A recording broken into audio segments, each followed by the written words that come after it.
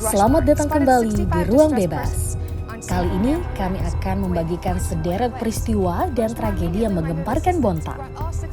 Di luar dari duka yang ditinggalkan dari beberapa peristiwa, semoga kita dapat belajar agar beberapa pengalaman serupa tidak kembali terulang. Sebelum itu, bagi kalian yang suka channel ini, jangan lupa dukung kami dengan tekan tombol subscribe. Bantu kami agar channel ini semakin berkembang. Tragedi pertama dibuka lewat peristiwa tenggelamnya KM Titian Muhibah di perairan Selat Makassar, Selasa 9 September 2015. Kapal itu diduga terbalik karena kelebihan muatan. Berdasarkan manifest Syah Bandar Bontang, pelayaran hanya mengangkut barang. Rupanya, ada 80 penumpang ilegal yang ikut menumpang ditambah 7 unit sepeda motor. Tragedi ini juga menjadi heboh di luar negeri karena kapal militer Amerika Serikat USS Rushmore yang melintas di kawasan itu membantu menyelamatkan 65 penumpang yang terombang-ambing di tengah laut selama 2 hari. Awal kapal melihat rombongan orang di atas kapal yang tenggelam mengibarkan bendera putih. Posko mencatat penumpang yang akhirnya selamat mencapai 82 orang dengan perincian 65 dibawa ke Balikpapan. Sisanya ditemukan secara terpisah oleh nelayan, PMI Mamuju, dan Basarnas Mamuju. Kemudian langsung dibawa ke Mamuju. Bila benar pengaduan warga di posko, maka diperkirakan jumlah penumpang Titian Muhibah bisa melebihi 110 orang. Dan akibat peristiwa ini, 31 warga Bontang dinyatakan hilang. Namun hingga kini data ini memang belum pasti, bisa kurang atau lebih, karena penumpang berangkat secara ilegal. Tidak ada data jumlah ataupun nama-nama penumpang. Jumlah itu didapat dari orang yang melapor bahwa keluarga atau kerabatnya ikut sebagai penumpang. Peristiwa ini menjadi salah satu tragedi kecelakaan kapal terbesar di kota Bontang.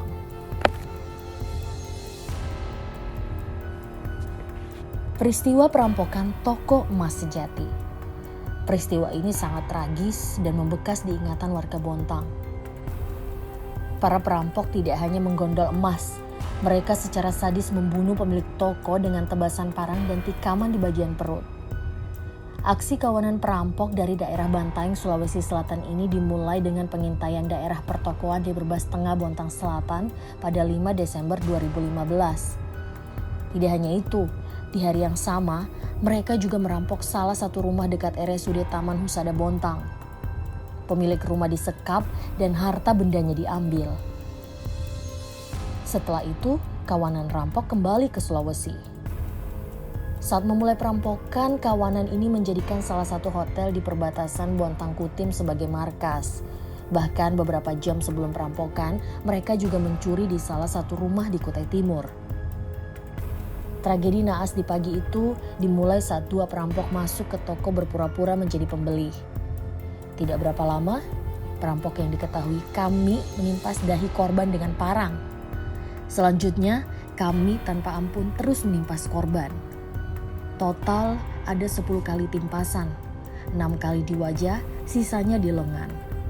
Kemudian perampok lain datang menikam perut korban sebanyak 2 kali. Benar-benar kawanan perampok biadab.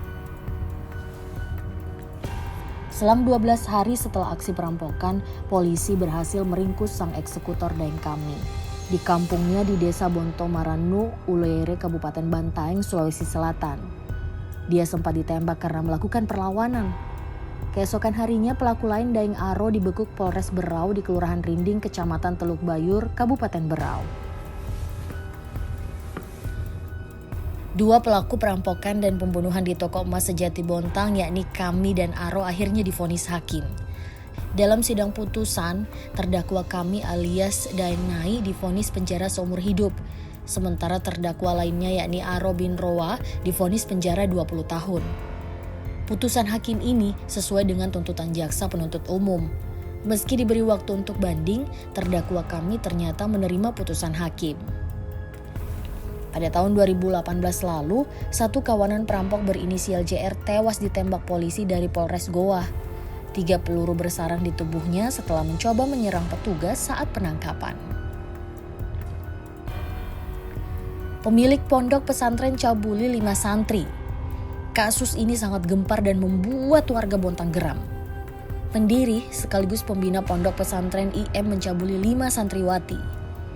Kasus pencabulan ini sebenarnya sudah berjalan cukup lama, namun baru terungkap setelah berjalan beberapa tahun. Modus pelaku saat itu meminta korban membersihkan ruang kerja atau kamar tidurnya. Di saat itulah pelaku memeluk dan memegang bagian pribadi korban. Bahkan IM ini juga sempat mencabuli korban di dapur pesantren. Aksi bejatnya akhirnya perlahan-lahan terungkap. Dimulai dari salah seorang santri yang hamil dan sempat dibawa ke klinik. Saat itu, kecurigaan mulai timbul.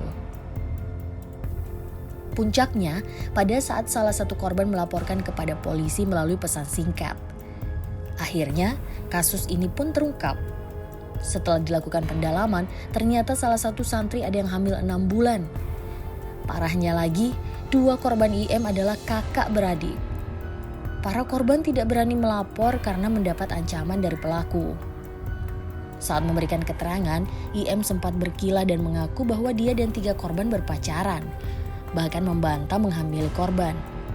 IM mengaku aksi bejatnya itu dia lakukan karena bisikan setan.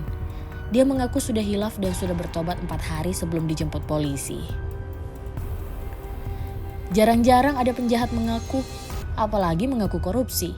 Tapi mantan anggota DPRD Kota Bontang Hamzah MD memang lain dan sempat membuat heboh. Bahkan seluruh Indonesia membicarakan dia. Bagaimana enggak, Hamzah membentangkan poster di Bundaran HI Jakarta bertuliskan bahwa dia mengklaim merupakan koruptor insyaf dan meminta agar KPK menangkapnya.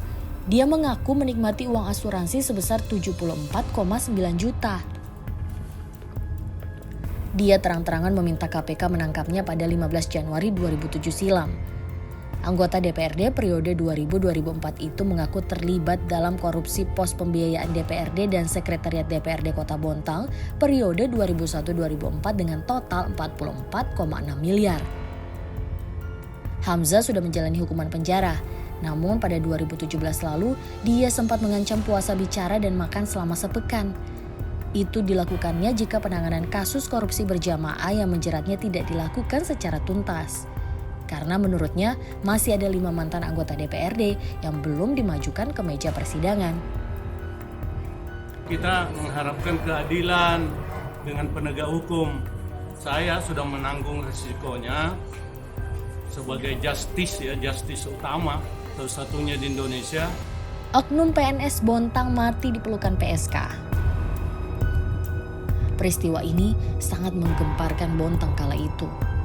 Apalagi yang tewas adalah seorang oknum PNS. Dari informasi yang beredar, awalnya korban yang menggunakan motor Yamaha Mio hanya duduk di atas jok motornya dekat sekolah di kawasan Praklah. Tidak lama muncul salah satu gadis yang bekerja di THM, sebut saja Mawar. Tidak berapa lama, terjadilah transaksi. Setelah sepakat, korban mengikuti Mawar menuju salah satu kamar kos. Namun setelah membuka baju dan celananya, menyisakan celana dalam, tiba-tiba korban kejang-kejang lalu terjatuh ke tempat tidur. Padahal menurut pengakuan Mawar, adegan skidi papa belum dimulai. Mawar yang masih mengenakan daster panik berusaha membangunkan korban. Namun tidak ada jawaban. Mawar berlari keluar kos dan melaporkan kejadian kepada pengurus RT. Sayang, nyawa korban sudah tidak tertolong dan terbujur kaku di atas tempat tidur. Kejadian itu langsung membuat geger seluruh warga Bontang dan seluruh penghuni Praklah. Kuat dugaan korban terkena serangan jantung. Pembunuhan janda di kamar hotel. Selain kasus pembunuhan, kabar tentang janda memang selalu menggemparkan.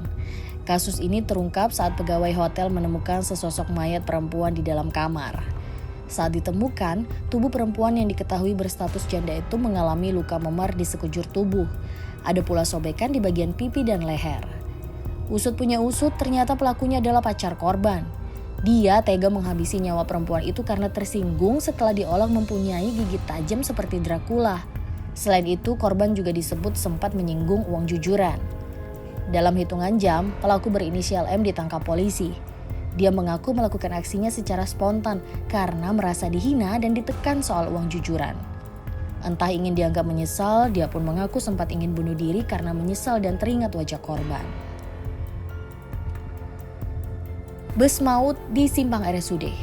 Kasus tabrakan bus di traffic light RSUD Taman Husada Bontang cukup tragis. Insiden ini disebut sebagai kecelakaan yang terparah dalam beberapa tahun terakhir. Setidaknya terdapat 13 orang pengendara menjadi korban dalam insiden naas itu. Bahkan 2 orang diantaranya dinyatakan meninggal dunia. Kecelakaan bermula saat bus yang dikemudikan pria berinisial RH berjalan dari arah Tugu Selamat Datang Bontang menuju arah kota. Tepatnya pada saat melewati turunan jalan Ledjen S. Parman di Simpang 3 Traffic Light RSUD Bontang, bus yang dikendarai RH mendadak mengalami kerusakan pada sistem rem. Akibatnya, bus tersebut menabrak sejumlah kendaraan yang ada di depannya secara beruntun.